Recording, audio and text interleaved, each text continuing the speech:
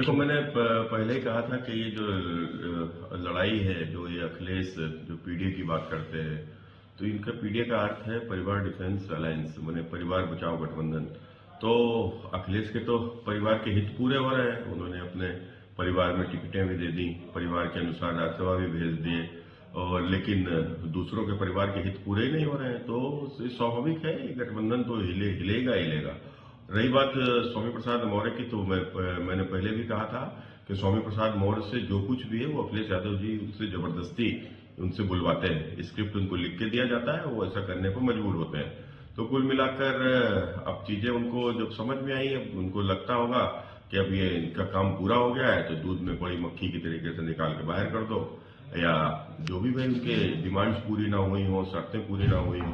तो ये बहुत कुछ होता है। लेकिन कुल मिलाकर जिस प्रकार से आज देश का एक जो मूड, और खासकर उत्तर प्रदेश का जो मूड है, वो भारतीय जनता पार्टी के साथ में है।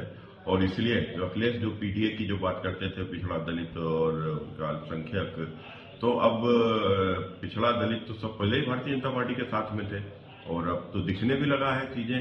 जिस प्रकार से लोग छोड़कर इनको जा रहे हैं, हमारे कन्नौज लोकसभा से ही समाजवादी पार्टी की टिकट पर चुनाव लड़े रसूलाबाद से कमलेश दिवाकर जी, बड़े दलित नेता है, वो भी भारतीय जनता पार्टी में ज्वाइन कर गए हैं।